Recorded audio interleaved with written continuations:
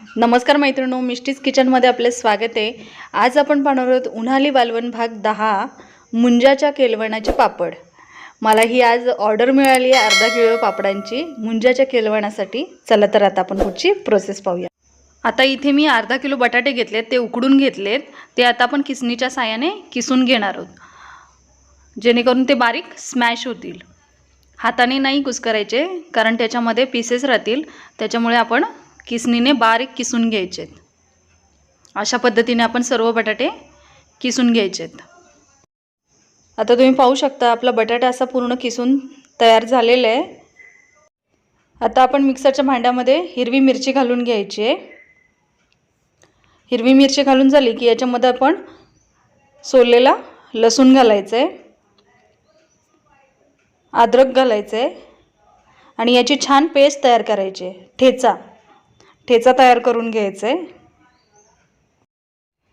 आता आपला जो ठेचा आहे तो आपण याच्यामध्ये घालून घ्यायचा आहे।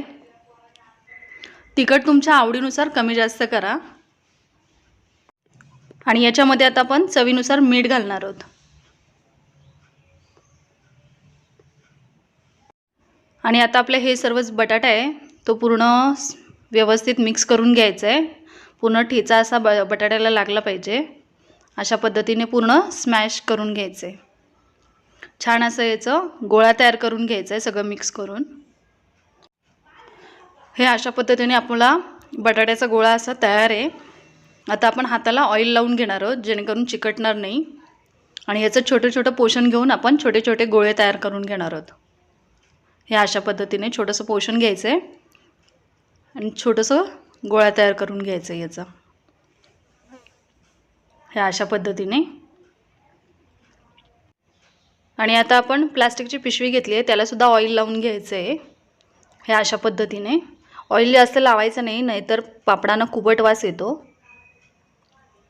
आणि याच्यावरती आता आपण आपलं बटाट्याचं थोडंसं पोषण ठेवून याचे पापड तयार करून घेणार आहोत। हे अशा पद्धतीने फोल्ड करून पेपर दुसरा ठेवायचा आहे याच्यावरती पिशवी, आणि वरतून प्लेटनी हलक्या हाताने प्रेस करायचे। हे अशा पद्धतीने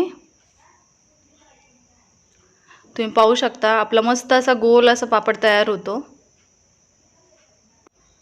आता पिशवी काढायची आहे हे अशा पद्धतीने, आणि हे एका साडीवरती वाळत घालायचे। हे अशा पद्धतीने आपण आपले पापड जे आहेत ते वाळत घालायचे आहेत। वरतून छान हात फिरवायचा, जेणेकरून जे आपले पापड आहेत ते साडीला व्यवस्थित चिकटतील। हे अशा पद्धतीने, आणि वरतून पेपर हलक्या हाताने काढायचा। तुम्ही पाहू शकता छान इझिली हे पापड निघतात। अशा पद्धतीने आपले सर्व पापड आपण तयार करायचे आहेत। हे आता तुम्ही पाहू शकता मी सर्व पापड तयार करून घेतलेले आहेत, आणि हे छान दिवसभर कडकडीत उन्हामध्ये वाळू द्यायचे आहेत। आता तुम्ही पाहू शकता आपले जे पापड आहेत ते छान कडकडीत उन्हामध्ये वाळलेले आहेत। अशा पद्धतीने आपले मुंजाच्या केळवणीचे पापड तयार आहेत। हे आपण पापड त्यांना लवकरच डिलिव्हर करू। थँक्यू। जर माझा व्हिडिओ तुम्हाला आवडत असेल तर माझ्या चॅनलला लाईक, शेअर आणि सबस्क्राईब करायला विसरू नका। थँक्यू। अशा पद्धतीने आपला उन्हाळी वाळवण भाग 10 कंप्लीट झालेले आहे। आता आपली उन्हाळा वाळवण सिरीज संपलेली आहे। थँक्यू। नक्की सबस्क्राईब करा। थँक्यू।